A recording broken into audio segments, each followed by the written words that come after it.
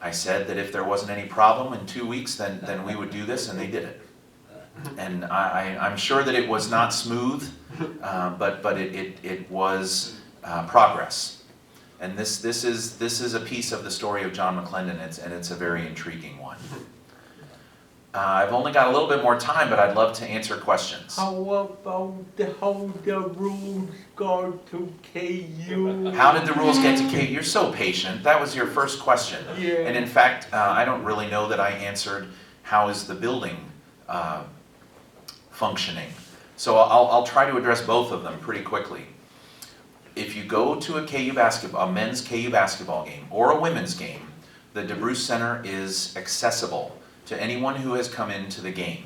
Now, from some security reasons, and this may be an answer to Dennis's question that is not necessarily in the positive, we're not allowed to be open to the public during these games, because there is a question that not only someone without a ticket, but someone with some things that we don't want them to have may enter the DeBruce Center and then enter the field house.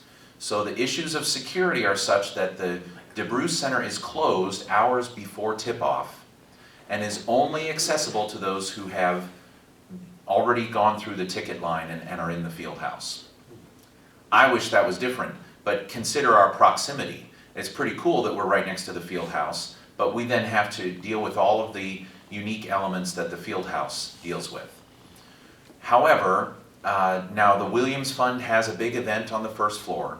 But keep in mind, the first floor, as we mentioned early on, is specifically for gathering and for dining, and the real crown jewels are on that main floor, the second floor. So anyone that has come to the game can still see the rules and can still see the exhibits on the main floor. It's still an accessible space, and that's the important thing. How did the rules get here? That will only take about another 45 minutes. So here we go. Okay, I'm kidding. We'll do it in 4.5 minutes. James Naismith passed away in 1939, and his family maintained the rules in the family for decades and decades. There's a gentleman that has been in a couple of these documentaries, Ian Naismith, I-A-N, Ian Naismith, who kept them in a briefcase, and I don't think they ever left his side.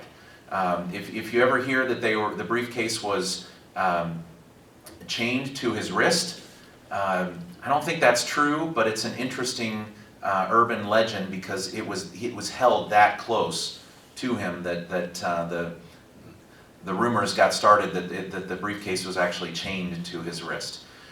Well, he created a foundation around these rules and would take them to all sorts of different events and activities, and would raise money that would do two things. One, help to fund events that the foundation put on, and two, created a salary for him, which some people would argue that was his main mission. He was a very unique fellow.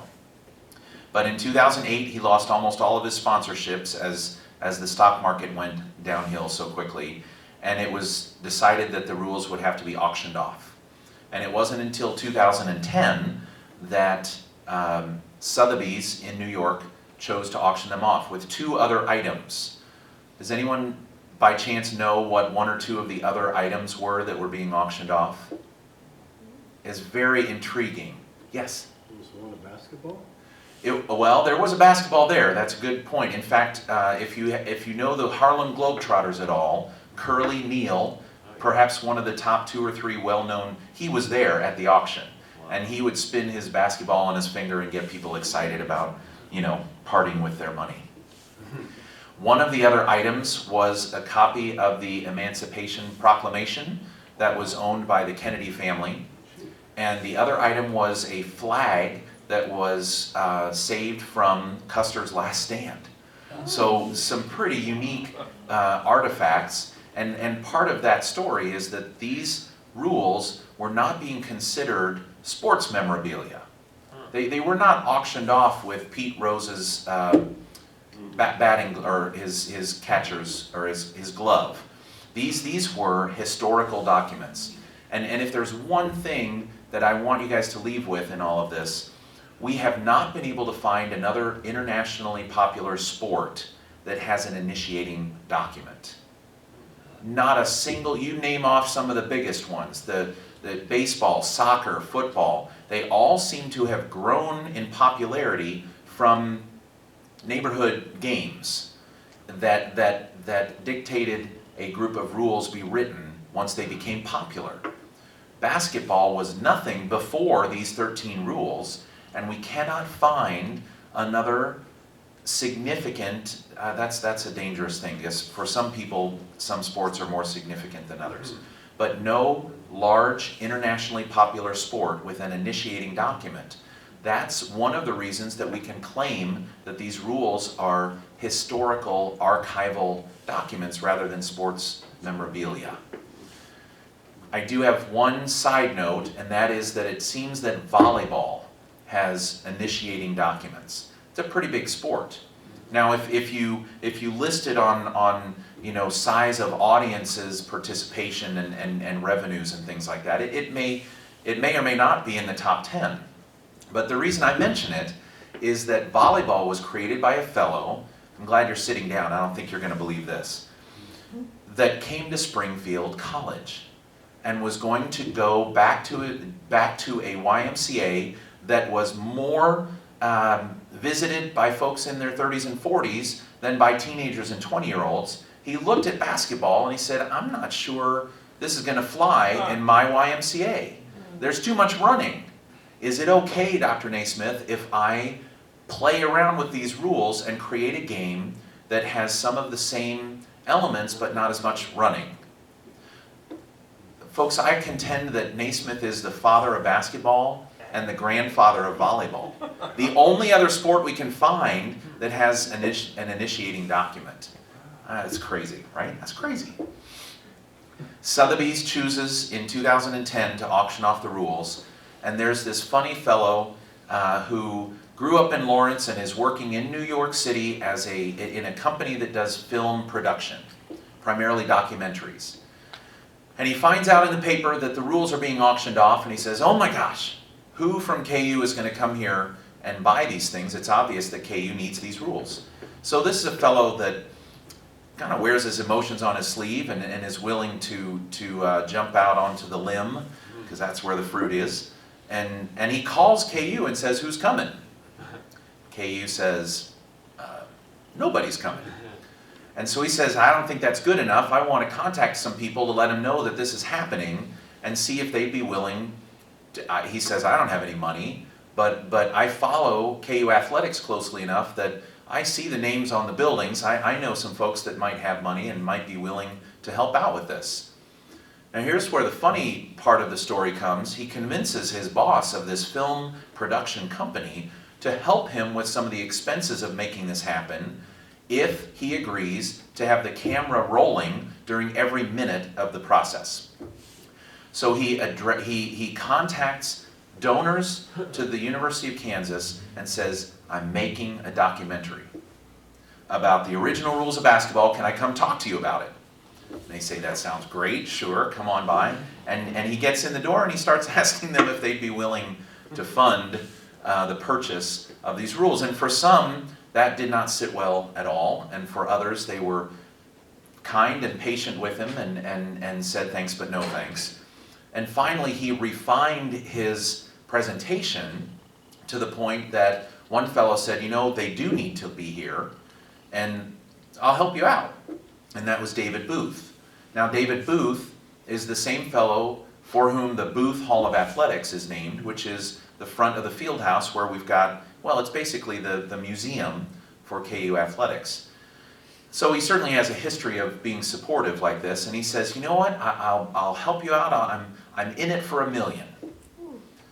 And then KU calls him and says, now, are we sure that these are the real rules? And for that matter, is it the right use of your capital? And they basically convince him maybe he shouldn't be a part of the auction. So he says to this fellow, I appreciate what you're doing, but I think maybe I won't be involved. Now, this was days before the auction. This fellow didn't even find out the rules were going to be auctioned until 2 weeks before the auction itself.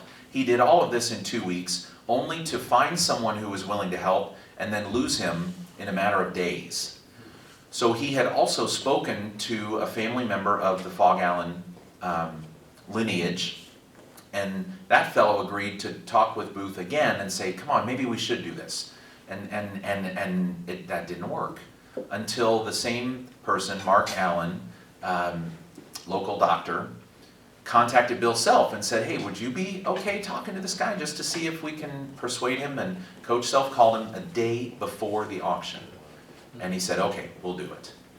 So they phoned in the auction, and do you remember how much he said he was willing to pay? $1 million. $1 million. So remember, the cameras are rolling, because this fellow said, if you're willing to help me, boss lady, do this and do the travel that I need to do, I'll make a documentary out of it. So he goes to David Booth's conference room in Texas, and they phone it in, and the auctioneer says, welcome everyone, we've got some lovely items that we're going to auction. Let's, for the rules of basketball, start the bidding at $1.3 million. And you can see the very different reactions between David Booth and Josh Swade, the fellow that had been doing the documentary. David Booth was disappointed. I kind of wanted to only put in $1 million, and you guys are starting above that. They didn't just start above that, it pretty quickly went to 1.4, 1.5, 1.6. So it was clear to him immediately that $1 million wasn't going to do it. Well, Josh Swade almost passed away. He almost had a heart attack, and it was on film. I'm not making this up. He was visibly shaken, and immediately his stress level was through the roof. He thought all of this was for naught, and they had lost at the outset of the auction.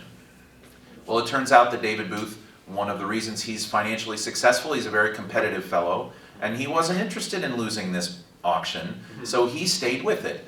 1.7, 2 million, 2.4, 2.8. And early in the 2 millions, it seems so silly to talk about this as if it's, just the number 2. 2 pages. 2 pieces of paper. It's already over 2 million. But at that point, he was only bidding against one other person. And if any of you have seen this ESPN show, you know where that person came from. Where? Duke University. Duke. Duke University. I mean, this documentary, I highly recommend that. It's called The 30 for 30, and it's called No Place Like Home. And now with perhaps a little bit of a KU bias, they put this thing together and said, Duke represents kind of the new blood, the new deep pockets, fancy, we're full of ourselves program. I mean, it was maybe a little bit further than they should have gone, but basically they painted Duke as the group that, they're doing really great, and they've got a fantastic coach that's been there 30 years, but what is their history? Come on, what's their history? Naismith was our coach, for crying out loud. Well, this Duke graduate, ironically, after this was all over, Mr. Booth and the Duke graduate discovered they knew each other, had been on a board together in Chicago, but they kept going back and forth, 2.8, 3 million, 3.2, 3.5, and it wasn't until David Booth bid $3.8 million that this Duke graduate said, I think this guy's not going to stop, and I'm done. So that's how we won the auction, and then from the beginning, David Booth said, this is something that needs to live at the University of Kansas. And it was actually Mr. Booth who found Mr. DeBruce, for whom the building is named, who had just sold a company in Kansas City that was in grain distribution and must have had a fair amount of capital because he offered $12 million, which was just over half of what was needed to build the building. Now, the rest is very short history. We opened in late April. We're very specifically open for the community. We want people to enjoy the facility, whether they are on campus frequently or not. Alumni, visitors to campus. The parking garage that you're probably all familiar with that's right next to Allen Fieldhouse is literally connected by a door to the DeBruce Center. So for $1.50 an hour, you can come to the DeBruce Center and have a pretty lovely parking spot. And just enjoy our exhibits, enjoy the story that is basketball and how KU plays so prominently in that story. And then come and get some fabulous food, fantastic food. And take a picture with. And there is a statue outside of Naismith. That's an important element, you know. That is not a one-of-a-kind statue. There are 3 of them, and they were designed and created by Eldon Teft, an extraordinary professor of sculpting here at the University of Kansas. That fellow was so focused on doing a Naismith statue that he began the process before he had anyone willing to assist or commission. This was a commissioned piece that had no commissioner initially. And yet he said, you know, this is going to be something that people will want. I will do the casting, the expensive part, and then hopefully we'll have more than one. Sure enough, Springfield College said we want one. And then Naismith's hometown of Almont, Canada said they want one. And then bringing up the slow rear was the University of Kansas, and we got the 3rd. All 3 are identical statues. And if you've already seen it, you know that it is specifically set up to be an approachable statue. He's sitting on a bench, for crying out loud. He's begging you to come sit down and take a statue selfie. And that's just another fun part of the building itself. Curtis, you're a great storyteller. That's nice. I'm way over, No, I'm you're a minute not. over time. You're How about not that? Way over. We thank you so much. This It's has my been very pleasure. It informative. really is. Thank you.